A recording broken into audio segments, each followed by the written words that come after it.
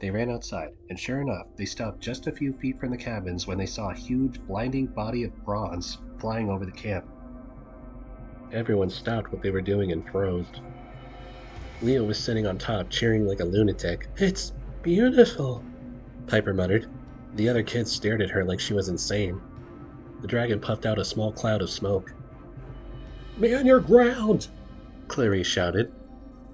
"Whoa, guys, calm down!" Leo warned. "Festus is just saying hello."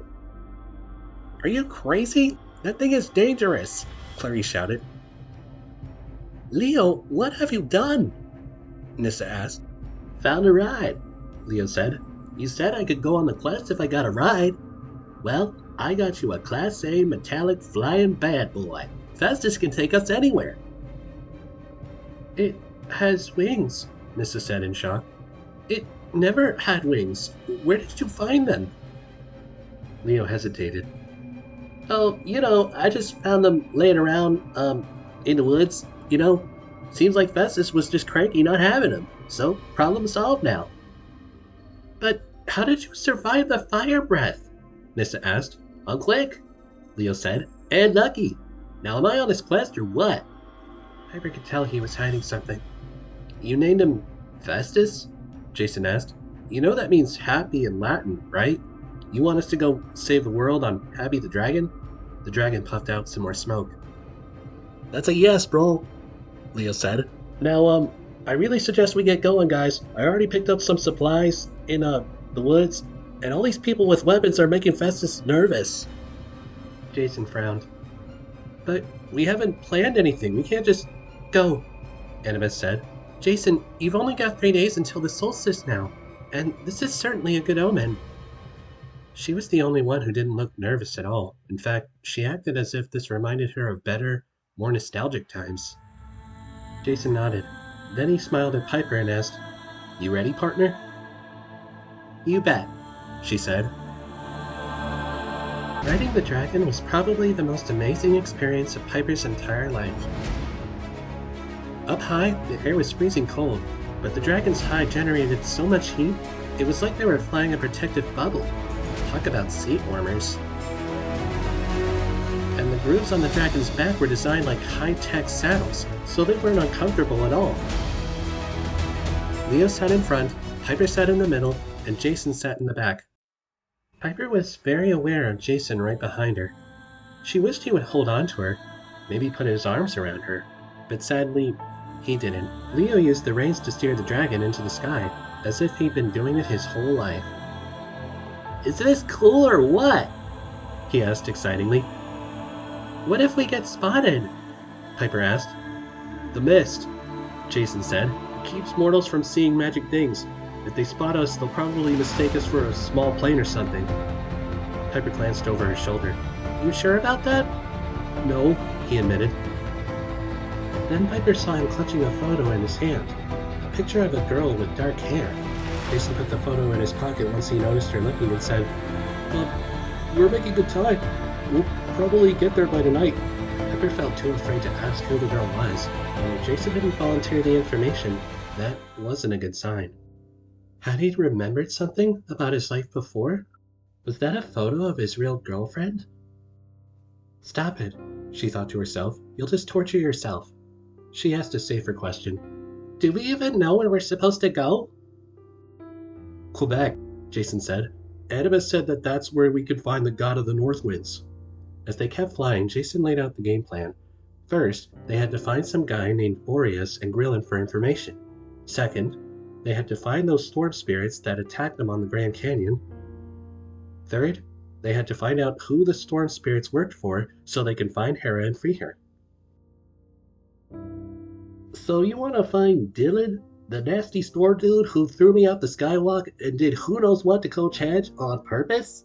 Leo asked. "That's about it," Leo said. "There may be a wolf involved too, but I think she's friendly. She probably won't eat us unless we show weakness." Jason told them about his dream, with the mother wolf and the burned house, and the weird blobs growing out of the swimming pool. "But you don't know where this place is?" Leo asked. "Nope," Jason admitted. "There's also giants," Piper added. The prophecy said the giant's revenge. Hold on, Leo said. Giants like more than one? Why can't it just be one giant who wants revenge? I don't think it'll be that easy, Piper said. I remember in some of the old Greek stories there was something about a whole army of giants. Great, Leo muttered. Of course, with our luck, it's an army. So, you know anything else about these giants? Didn't you do a bunch of myth research for that one movie with your dad? Your dad's in the movie business? Jason asked. Leo laughed. I keep forgetting about your amnesia. Forgetting about amnesia, that's funny. But yeah, her dad's the Tristan McLean. Sorry, what movie was he in again? Jason asked. Was he that guy that played that bounty hunter in that space movie? Or was he the guy that played that talking figurine in the cabinet? It doesn't matter, Piper said quickly. The giants, well, there were lots of giants in those myths. But if I'm thinking of the right ones, they were bad news. They were huge, almost impossible to kill. They could throw mountains and stuff. I think they were related to the Titans. They rose from the earth after Kronos lost the war. I mean, the first Titan War, thousands of years ago. And they tried to destroy Olympus, trying to get revenge on the gods for killing Kronos and the Titans. If we're talking about those exact same giants, well, I think it's happening all over again. Leo whistled. So, giants who can throw mountains, friendly wolves that will eat us if we show weakness, evil espresso drinks? Gotcha. So, maybe this isn't the time to bring up my psycho babysitter? He asked. Is that another bad joke? Piper asked. Leo told them about Tia Kaida, who was really Hera, and how she appeared to him at camp. He didn't tell them about his fire abilities. That was still a touchy subject, especially after Nissa told him fire demigods tended to destroy cities. Besides, then Leo would have to get into how he caused his mother's death. He wasn't ready to go there. He did manage to tell them about the night she died without mentioning the fire, and just said the machine shop collapsed. It was easier without having to look at his friends. Just keep your eyes straight ahead, he told himself. As they flew, he told them about the strange sleeping dirt lady in dirt robes who seemed to know the future. That's disturbing, Piper said. About sums it up, Leo agreed. Thing is, everybody says don't trust Hera. She hates demigods, and the prophecy said we cause death if we unleash her rage. So I'm wondering, why are we doing this? She chose us, Jason said. All three of us. We're the first of the 7 who have to gather for the great prophecy. This quest may be only the beginning of something bigger. That didn't make Leo feel any better, but he couldn't argue with Jason's point. It did feel like this was the start of something huge. He just wished if there were 4 more demigods destined to help him, they'd show up quick. Leo didn't want to hog all the terrifying, life-threatening adventures to himself. Besides, Jason continued, helping Hera's the only way I'm going to get my memory back, and that dark spire in my dream seemed to be feeding on Hera's energy. If that thing unleashes a king of the giants by destroying Hera? Not a good trade-off, Piper agreed. At least Hera's on our side.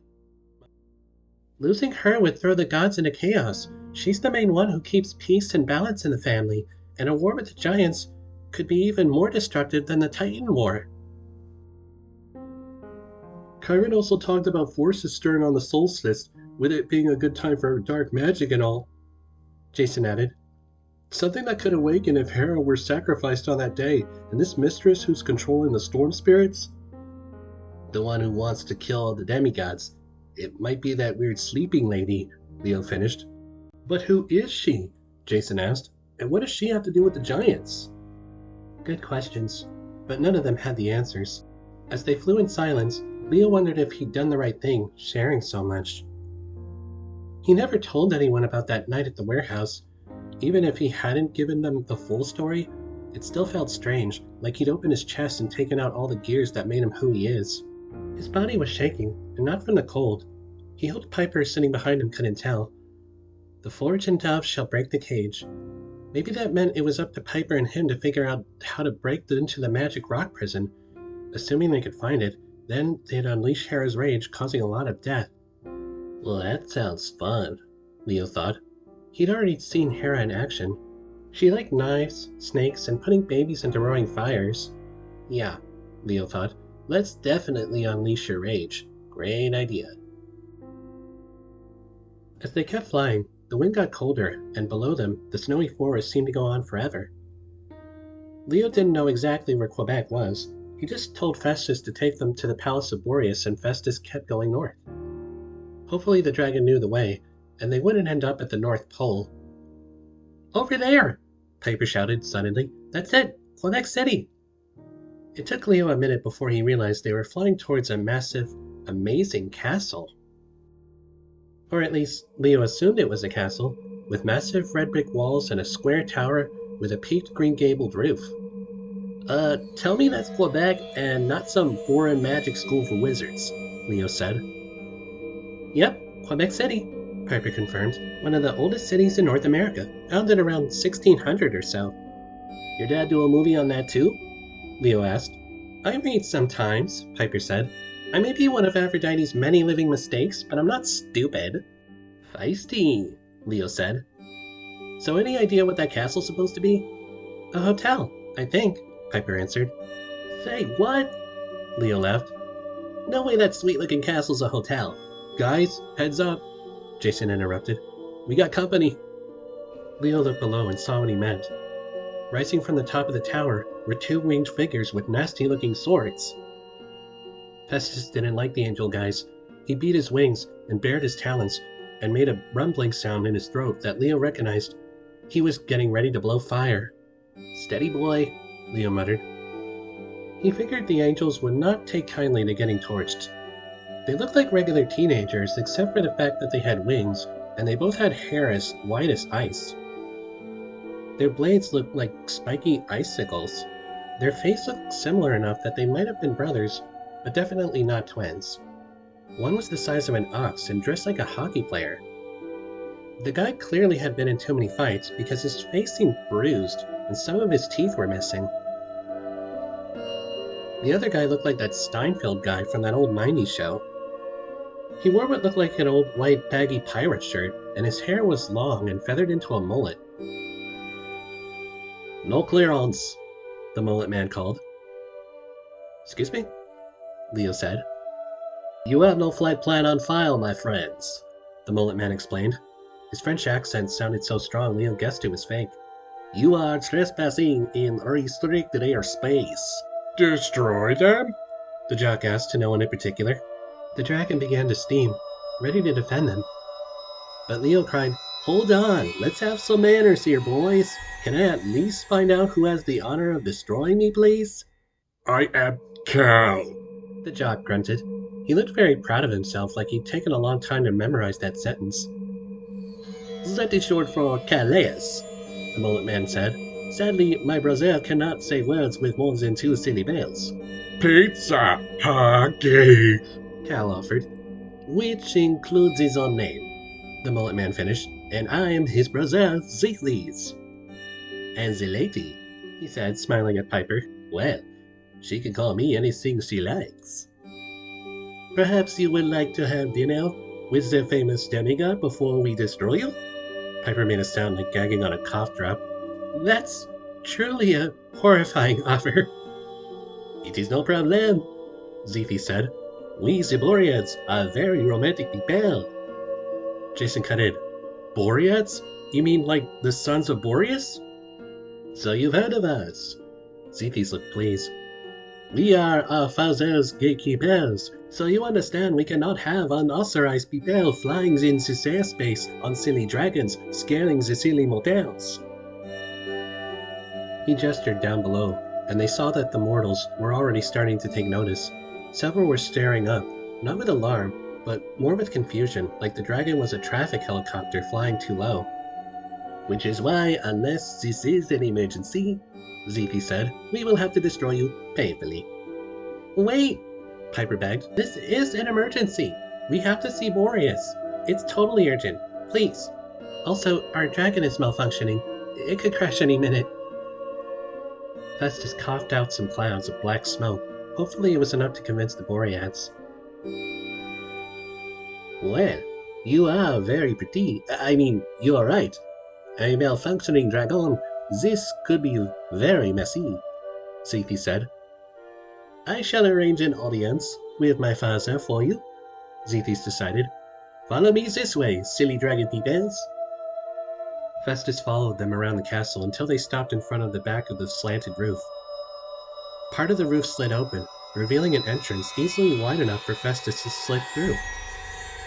They landed in what must have been the penthouse suite, but the place looked like it had been hit by a flash freeze. Piles of snow were pushed up against the walls and corners. Everything in the room was caked with frost, from the carpets and furniture, the curtains and the windows. Even the front entrance was covered in ice. There was also another staircase on the opposite wall, which seemed to lead to a whole other room. Dudes, Leo said, fix the thermostat in here and I would totally move in.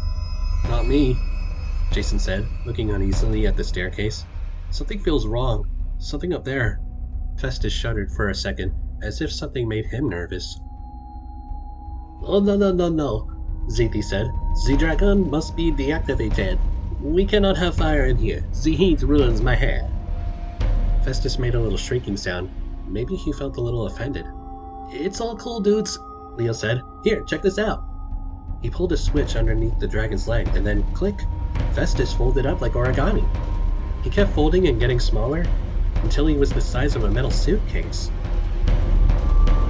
Found this last night while I was learning how Festus worked, Leo said. Pretty sweet, huh? That's impossible, Jason said. Something that big couldn't... Stop! Zethys ordered. He and Cal both drew their swords and glared at Leo. Okay, guys, what I do? Leo asked. Look, if it bothers you that much, I don't have to take the dragon as a carry-on. Who are you? A child of the South Wind spying on us? Zethys growled. What? No, Leo said. I'm a son of Hephaestus, friendly blacksmith. I'm no harm to anyone. Smell fire, Cal growled.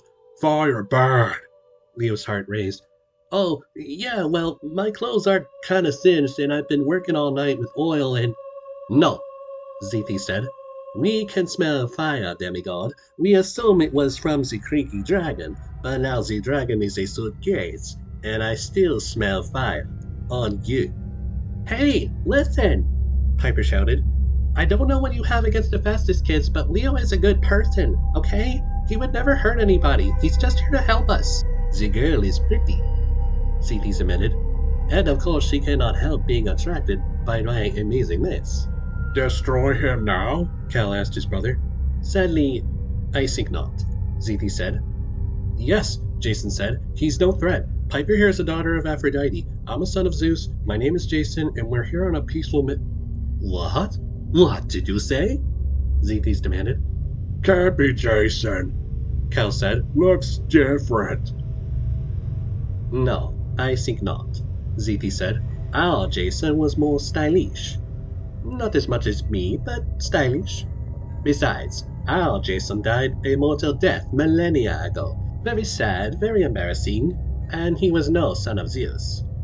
Wait, Jason said. You mean the original Jason? Jason the Argonaut? The Golden Fleece guy? But of course, Zethys said.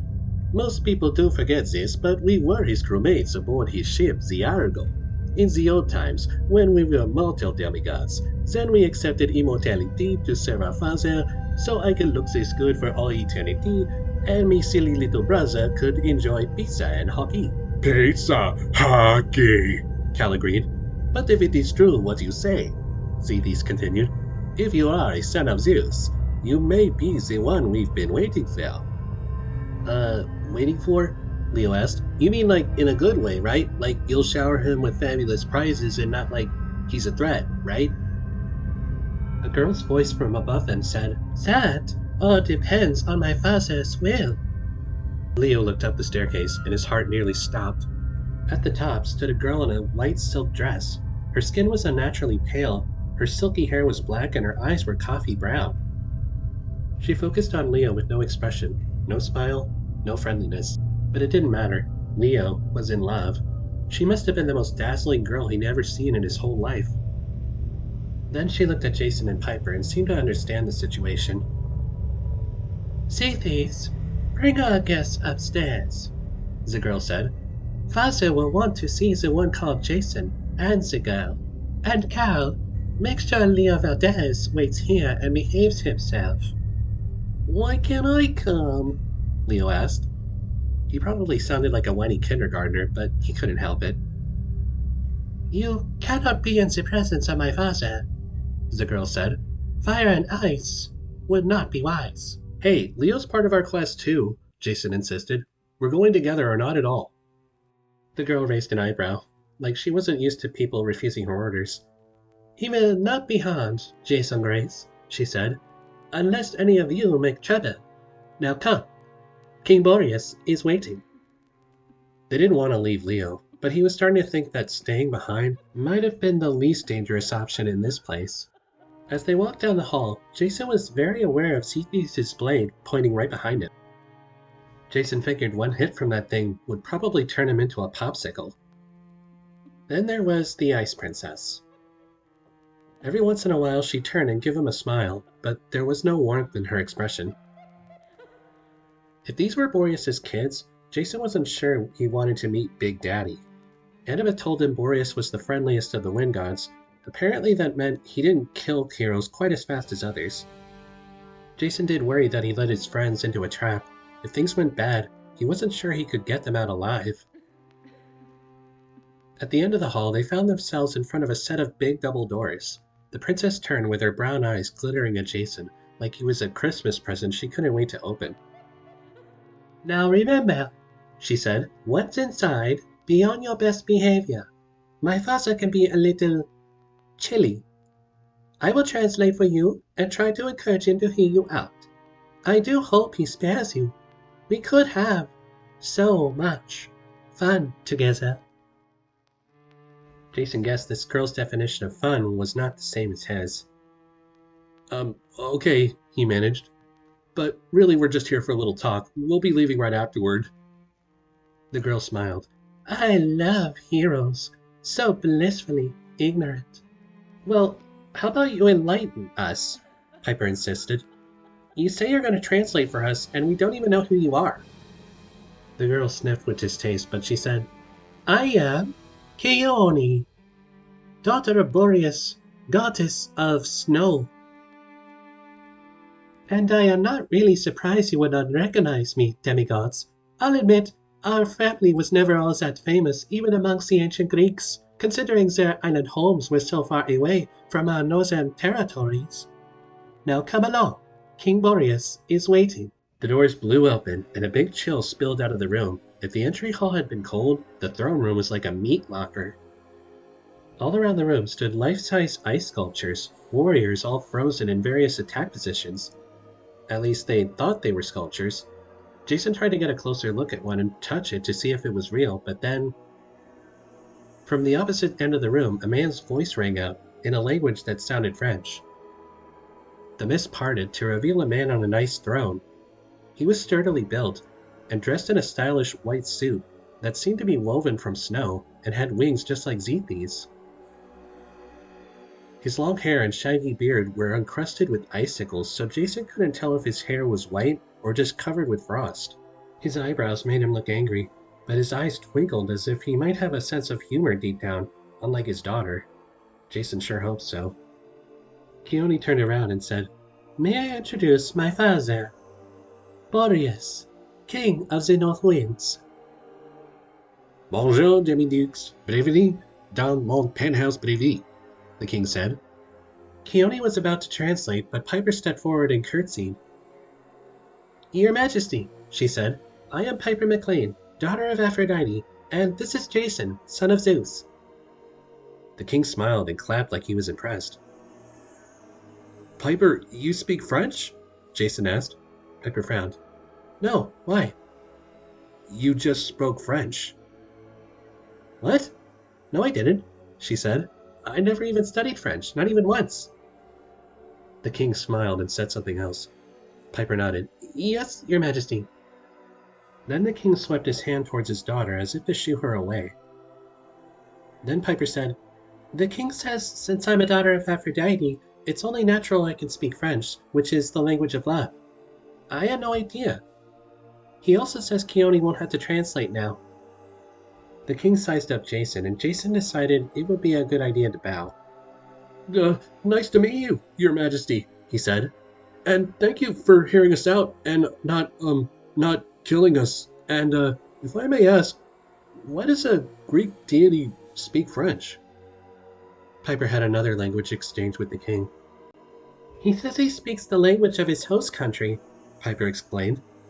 He says all gods do this, as most Greek gods speak English, as they now reside in the United States. But Boreas was never welcomed in their realm. His domain was always to the far north. These days, he likes Quebec, so he speaks French. The king said something else, which made Piper turn pale. The king says... She hesitated. Oh dear. He says... My father says, Keone interrupted, that he has orders to kill you now. Did I not mention that earlier? Kill us? Jason said. But why? Because, the king said in heavily accented English, my lord Aeolus has commanded it.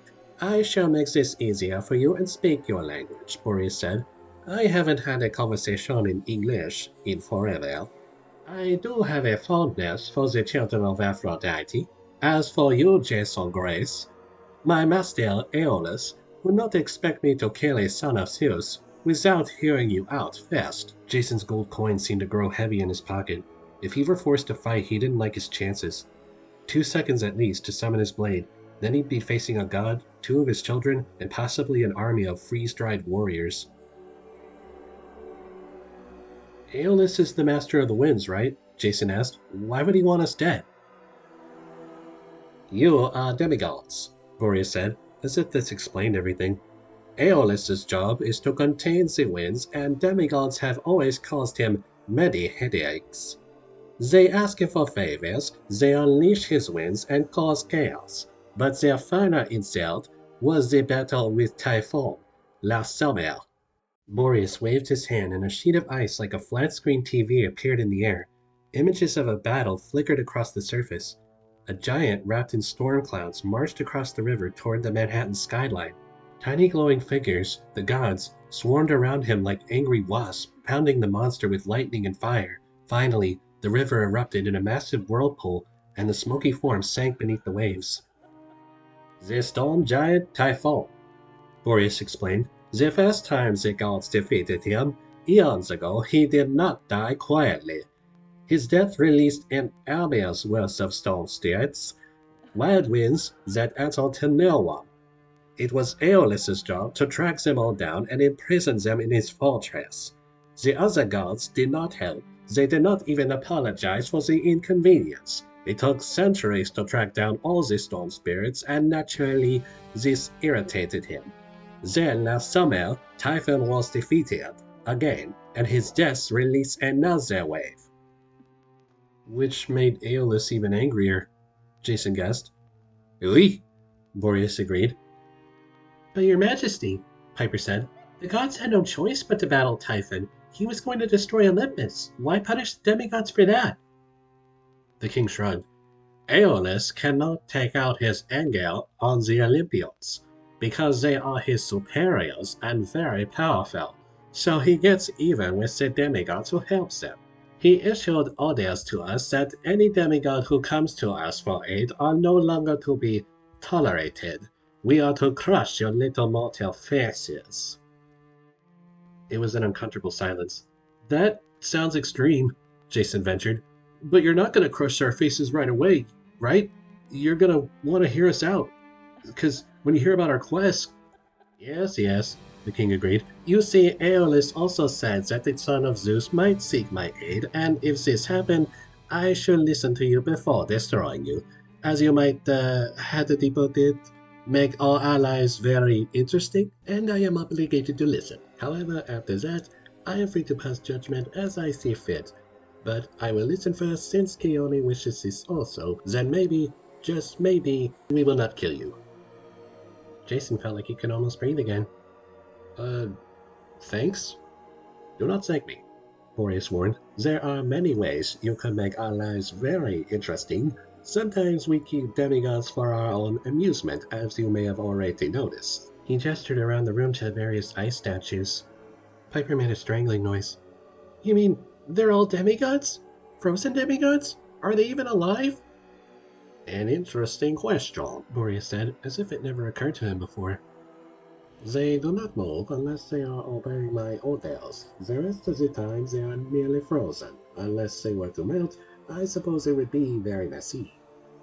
Keone scooched up next to Jason.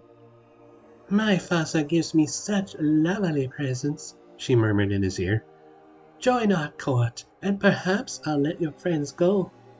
What? Zetes broke in. If Keone gets the boy, I want the girl. Keone always gets more presents. Now, children, Boreas said sternly, I guess we'll think you are spoiled. Besides, you move too fast. We have not even heard the demigod's story yet. Then we will decide what to do with him. Please, Jason, entertain us. Keone purred and started stroking Jason. Jason felt his brain shutting down. He didn't look at Piper, for he feared he'd completely lose it. He'd gotten them into this, and now they were going to die. Or worse, they'd be amusements for the king's children, and end up frozen forever in this throne room, slowly corroding from freeze burn. Jason didn't plan on it, but electricity sparked out of his hand. There was a loud pop, and Keone flew backwards across the floor. Zetes laughed. That is good. I'm glad you did that, even though I will have to kill you now. Keone growled. You dare? Enough, Jason ordered, with as much force as he could muster. You're not going to kill us, and you're not going to keep us either. We're on a quest for Hera, the queen of the gods herself, so unless you want Hera busting down your doors, you're gonna let us go. A son of Zeus favored by Hera? Boreas asked. That is definitely a first. Please, Jason, tell us your story. Jason would have botched it right there. He hadn't been expecting to get the chance to talk, and now that he could, his voice abandoned him, but Piper saved him. She told Boreas the whole story so far, from the Grand Canyon to the prophecy, better and faster than Jason could have. All we ask is for guidance, Piper concluded. These storm spirits attacked us, and they're working for some evil mistress. If we find them, maybe we can find Hera. I know of these storm spirits, Boreas said. I know where they are kept, and of the prisoners they took. You mean Coach Edge? Jason asked. He's alive? Boreas waved aside the question. For now. As for the one who controls the storm spirits, it would be madness to oppose her. You would be better off staying here as one of my statues. Hera is in trouble, Jason said.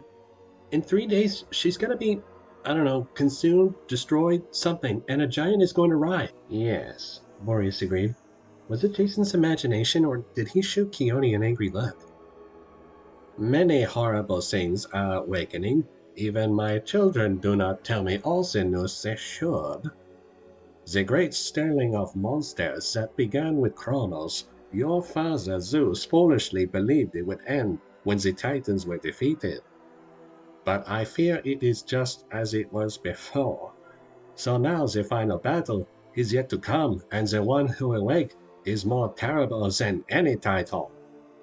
The storm spirits are only the beginning. The earth has many horrors to yield up when monsters no longer stay in Tartarus, and souls are no longer confined to Hades.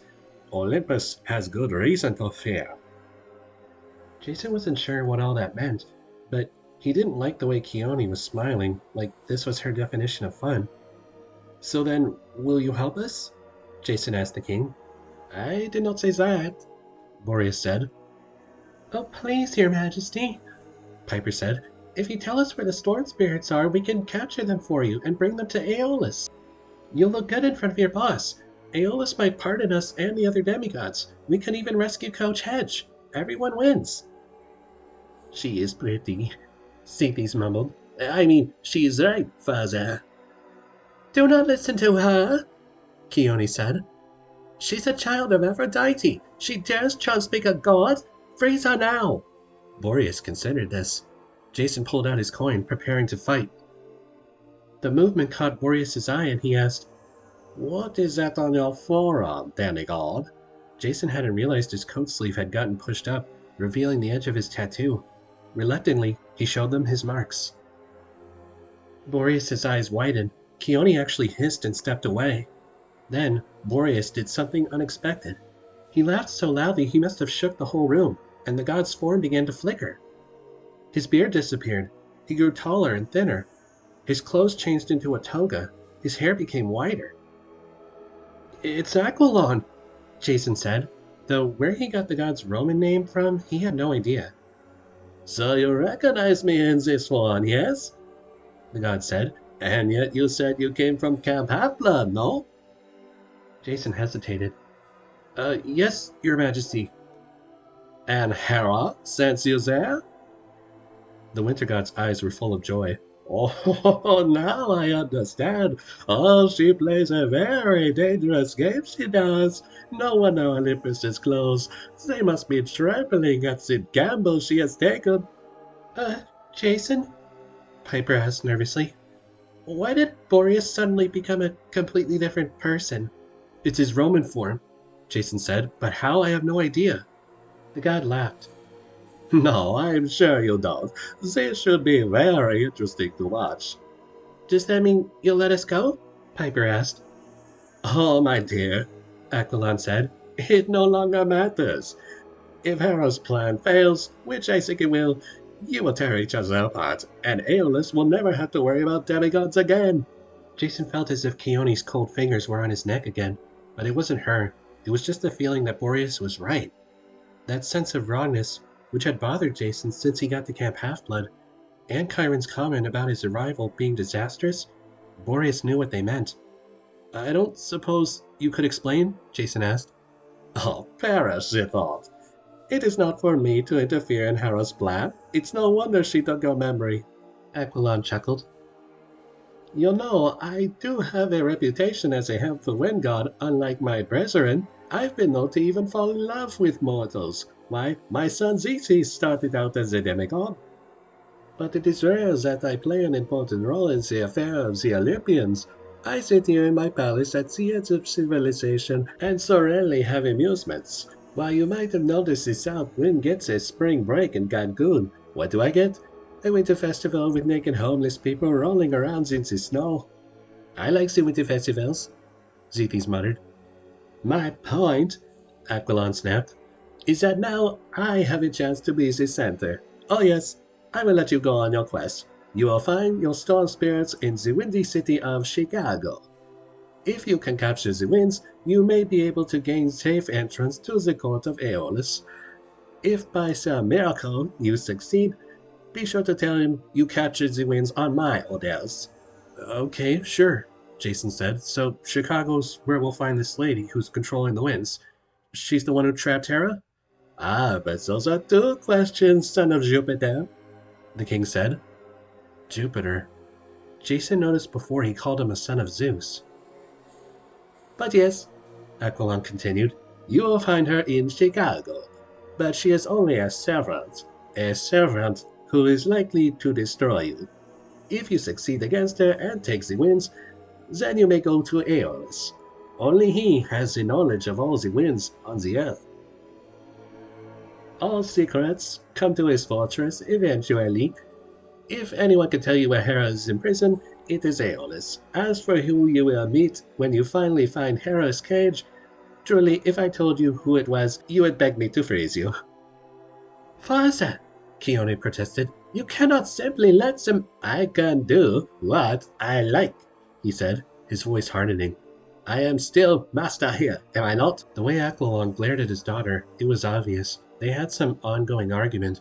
Keone's eyes flashed with anger, but she clenched her teeth. "As you wish, father." "Now go, demigods," Aquilon said, "before I change my mind. And good luck. Surely you will need it." Back at the entry hall, Leo and Cal were waiting for them. Leo looked cold but unharmed. "You may have fooled my father, demigods," Keone called back, "but you have not fooled me. We will meet again, and you, Jason Grace, I will see you as my statue in the throne room soon enough." "Boreas is right," Jason said. "You guys really are just a bunch of spoiled kids." For once, Keone seemed at a loss for words. "Be careful," Zetes warned. "She never forgets an insult." "She's the goddess of snow," Jason said. "What's she gonna do? Throw snowballs at us?" But as he said it, Jason had a feeling Keone could do a whole lot worse. Feel free to come back anytime, beautiful Piper, Zethys called. Hopefully next time it will be just the two of us. We can make it if we try. Just the two of us. You and I. When Boreas' spoiled kids finally left, Jason and Piper turned to Leo. Leo looked devastated. What happened up there? You guys didn't get her mad, did you? Did you at least get her number for me? Dudes, that was my prom date. Trust me, dude, she's not your type, Jason warned. We'll find you a better prom date, Piper said.